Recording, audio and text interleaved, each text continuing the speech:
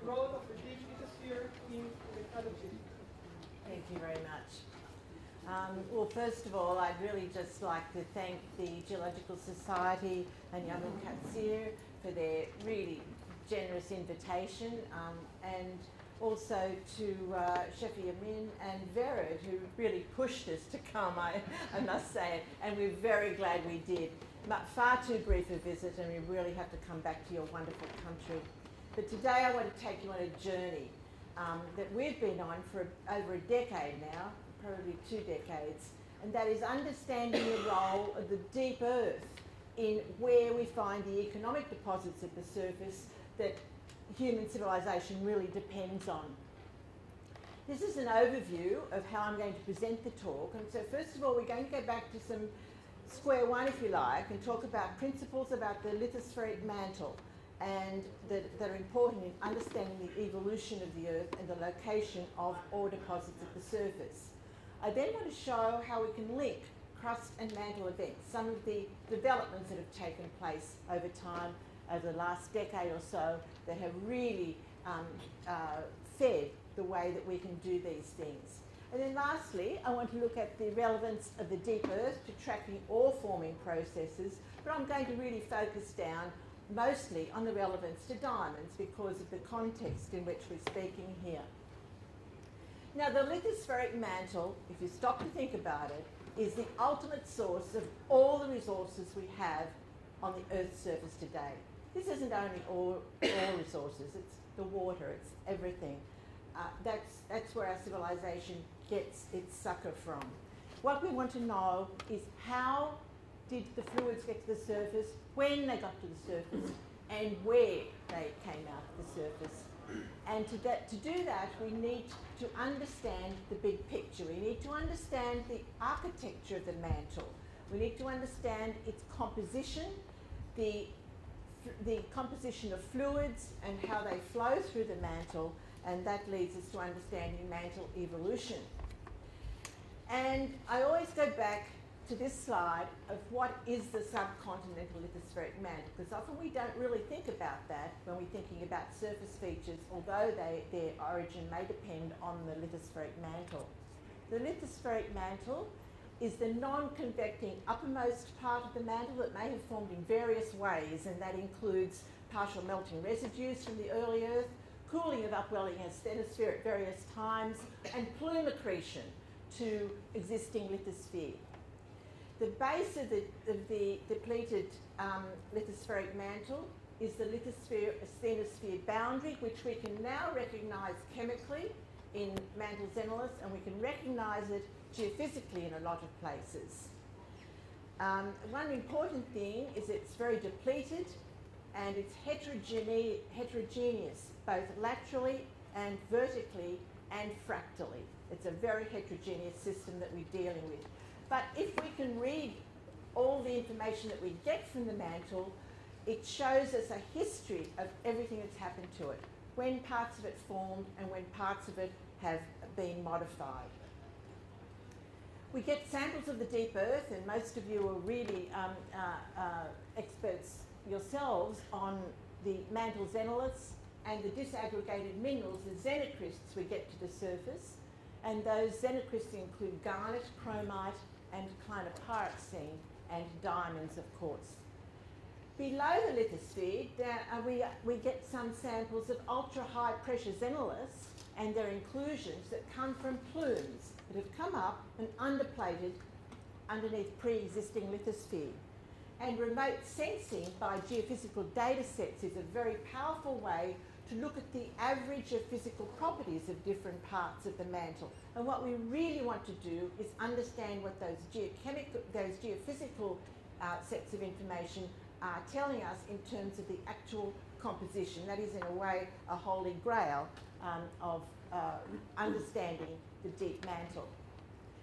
We also get information about the deep mantle from tectonically emplaced sequences, and these include mantle outcrops, such as we get in Norway, where there's the advantage of having tens of kilometres that have been mined for refractory purposes. There we see mesoscale structures, we can see fluid pathways, And in Western Norway, these samples come from up to 200 kilometres below the surface, but in Tibet, they come up, as Bill's just said, from the transition zone, which is 500 to 600 kilometres below the surface. We call our approach to what we're doing global lithospheric architecture mapping, and we've done this in collaboration with a lot of company people, but particularly with, first of all, Western Mining, BHP, Rio Tinto, and a lot of medium-sized companies. And Graham Begg has been important in this. GLAM, as we call it, integrates seismic tomography, high-resolution global seismic tomography, with all the information we can get from the exposed terrains, the xenoliths, and the xenocrysts. At Macquarie, we've developed over the last decade 3 really important tools, and in general there's been development of probably 4 very important tools in just taking our understanding of the lithospheric mantle and below to a new level of understanding. The first one of these was the ability to analyse in situ hafnium isotopes in zircon. Uranium lead is the clock. It tells us the age, but hafnium gives us much more information. It tells us what sort of rocks it came from and perhaps when those rocks derived from the mantle. So we get another layer of information using the hafnium data. And in fact, we have a methodology that companies find very effective that we call terrainchron based on that. But also that hafnium data allows us to look at isotopic mapping in large terrains, and we call this paleogeophysics. And we have some publications on that, because unfortunately I haven't got time to go into that at the moment. The other big advance was the in situ analysis of osmium isotopes in mantle sulfides. This was the first method we had of getting dating of mantle samples and all the events, the metasomatism, the depletions that have happened in the mantle.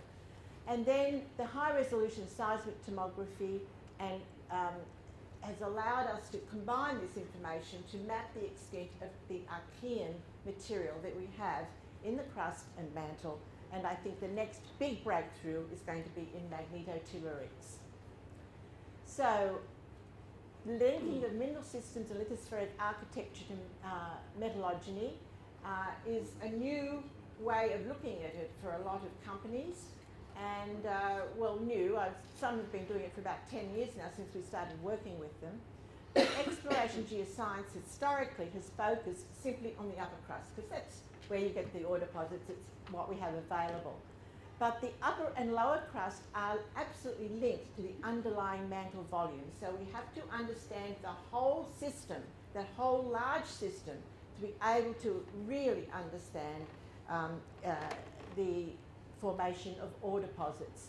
We published a summary paper of this in Nature Geoscience a couple of years ago, and this is the picture of an ancient Sub-Continental lithospheric mantle plutonic root, and there are places in that where alteration takes place, which I'll show you in a moment, and these actually focus a large array of the ore-forming minerals that we get at the surface.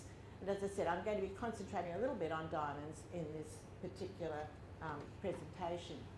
Now, the lithosphere has changed composition. The lithosphere that forms at any particular time has changed compositions throughout geological history. This is a diagram with calcium here, aluminium here, but it could be a lot of other elements. And Archean mantle is unique. It sits down here at the very depleted end, very low calcium, very low aluminium, whereas primitive mantle and mantle that forms today sits right up there with showing that it contains a lot of basaltic components. Compositionally, that's a really important distinction, but also it's very important in the physical properties. Archean lithospheric mantle is high in magnesium because it's depleted in iron, the basaltic components, and that makes it very buoyant. That gives it a high seismic velocity.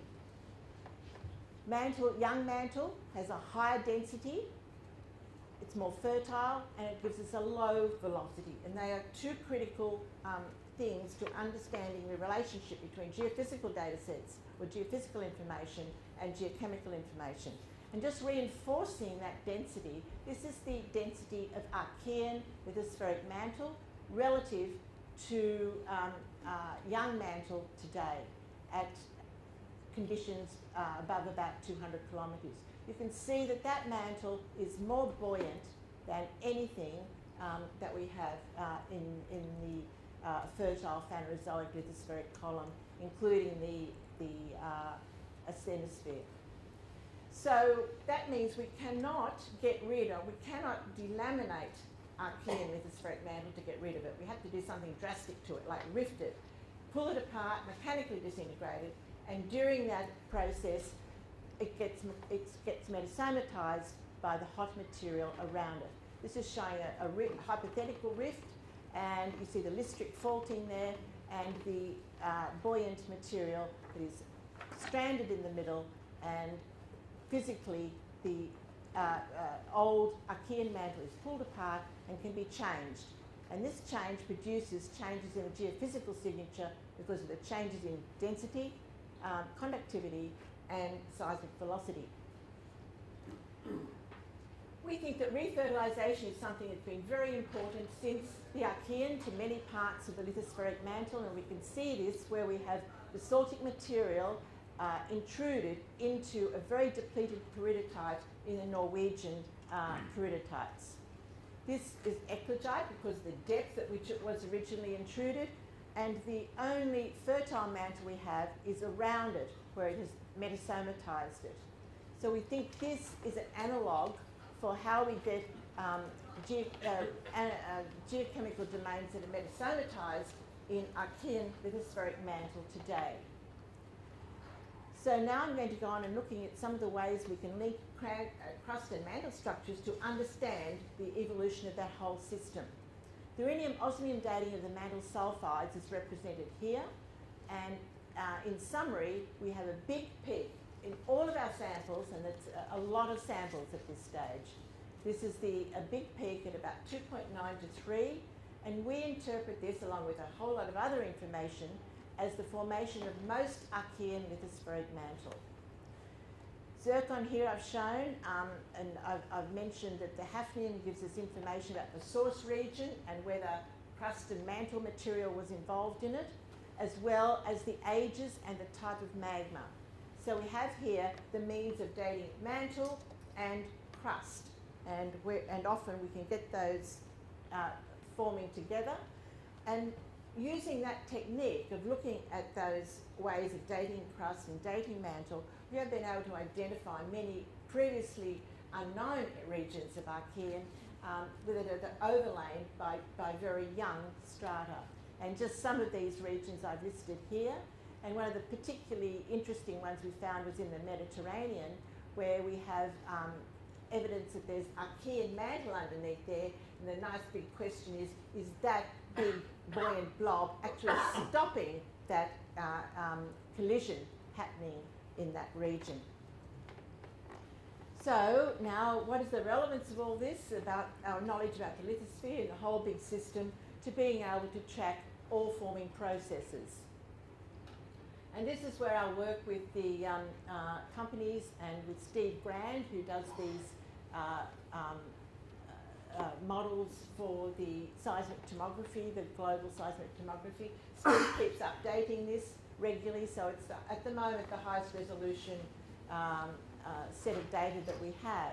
This is of Africa, and it is allowing us to identify the signature of Archean lithospheric mantle geophysically. Have to warn you, have to turn your eyes 180 degrees, because the companies like the colour reversal way of showing this, where the hot colours represent high velocity and the cool colours represent low velocity. So here we have the cratons, here we have the African rift zone, and a nice little blob up here, the Hogar Rift, which is another whole story. Now, this is a section at 100 to 175 kilometres, which is how you take slices for tomography. So you can very clearly identify the cratonic regions there. You can see the straight edges. And so far I've actually been talking about the lateral distribution of Archean material, but when we go down to deeper slices of tomography, and we're down now to 325 to 400, and this is down to the top of the transition zone, you can see we can still see remnants, we can still see that those cratonic areas are actually faster than the surrounding material. So they are hanging in there right down to the transition zone in places.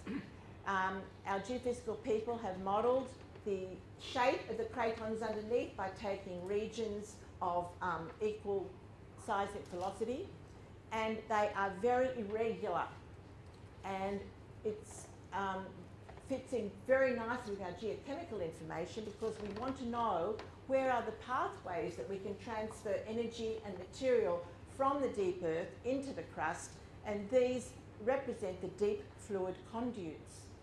If I do a cartoon of these, we can see a lithospheric mantle here, and we can see weak zones and margins where fluids are penetrating, and that's equivalent to this irregular shape that we have from the seismic tomography.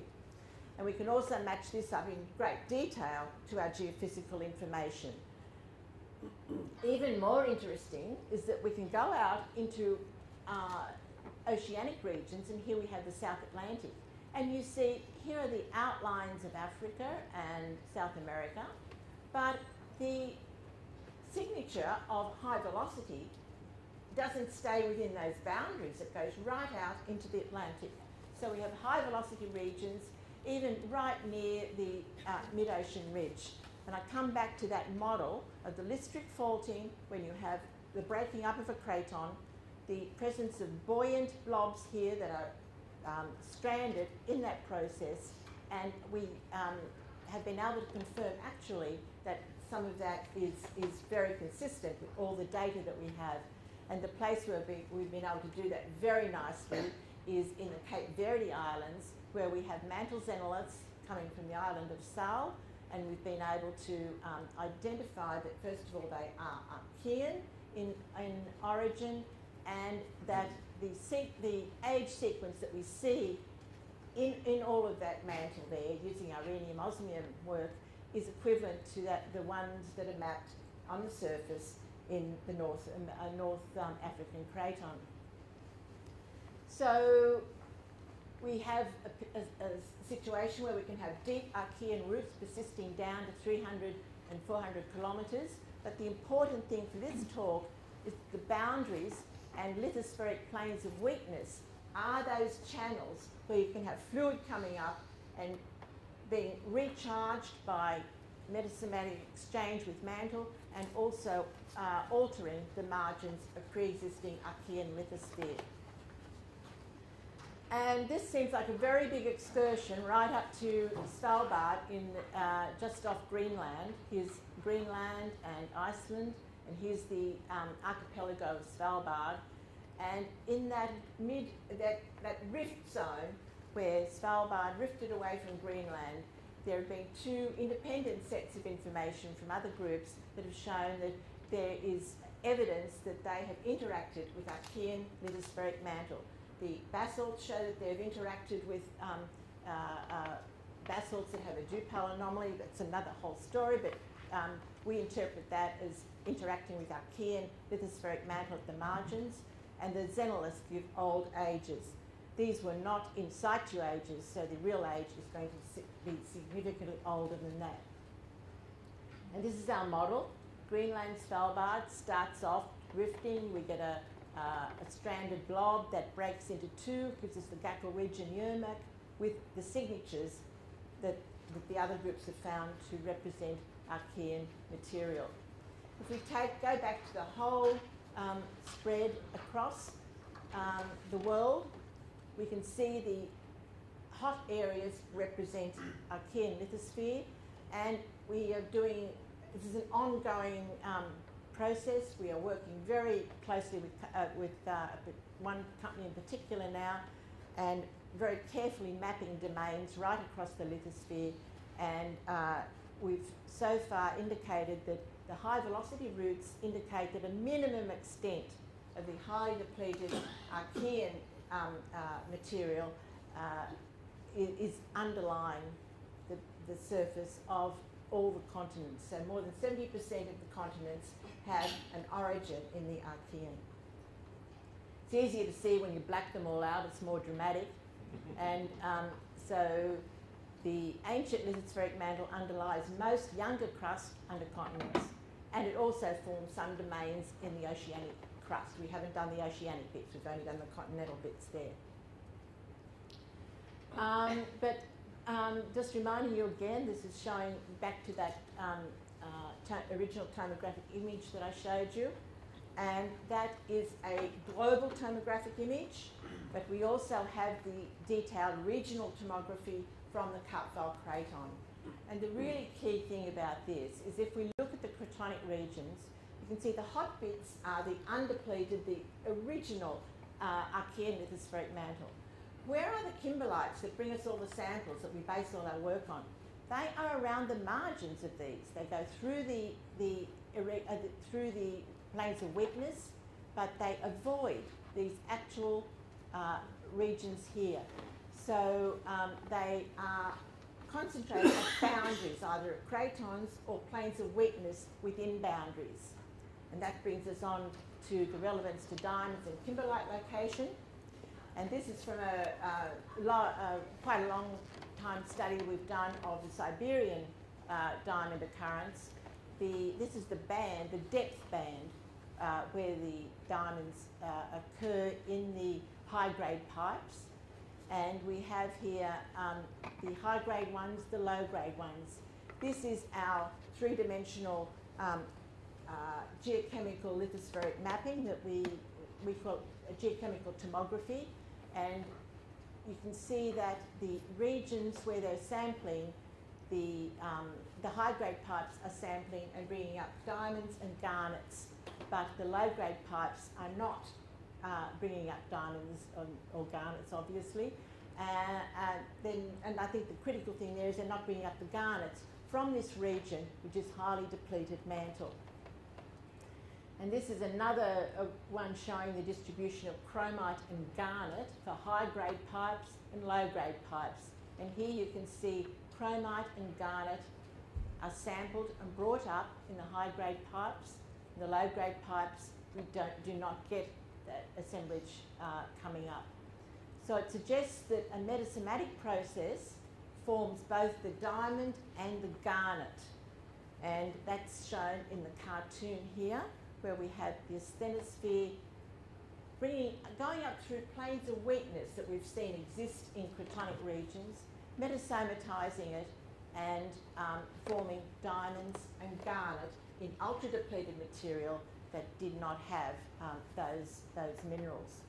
So diamond forms where fluids infiltrate the old lithosphere, and moderate metasomatism, what you really want. It forms diamonds. If we have more fluids coming through, that's not too bad, but we don't want a whole lot of fluids coming through because that will resorb the diamonds.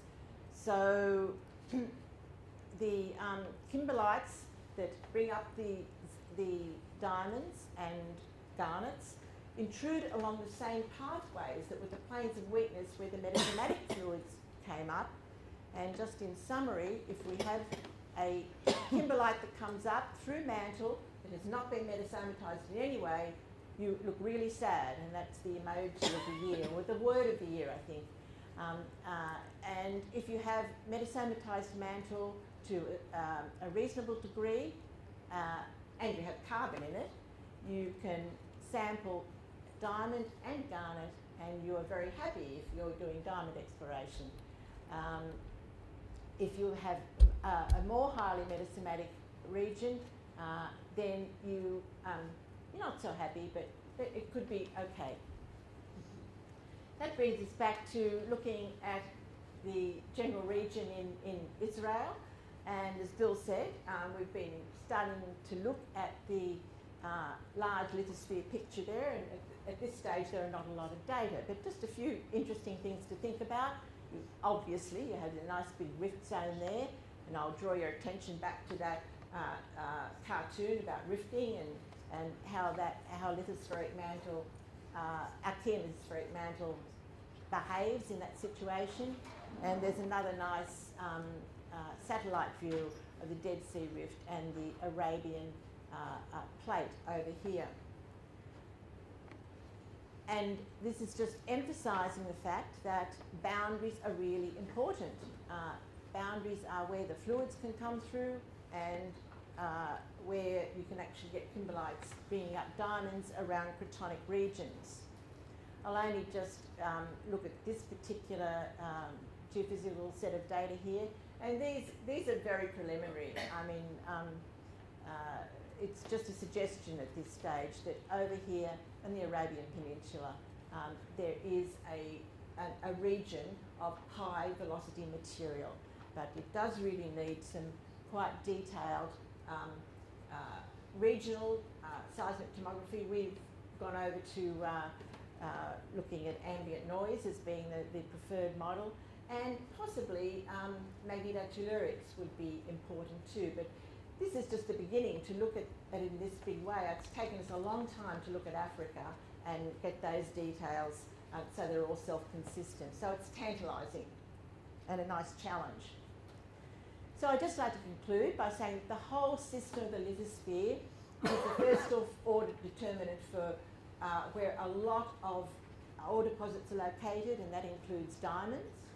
Metasomatism is something that refertilises old lithospheric mantle. In general, the Archean just hangs around as you saw. Most of the lower crust and lithospheric mantle beneath the surface are, beneath the continents, is Archean in origin. And discontinuities in the lithosphere are the critical things. They are critical for fluid pathways, to have that geochemical exchange, and to focus the location of things such as kimberlites. I'd like to end there, thanks. I just want to say this is our annual report from our research centre, the Quarter Crust Fluid Systems Research Centre, and that can be accessed easily online, and I have a couple of copies with me, and I'll be at the poster session later this afternoon. Thank you.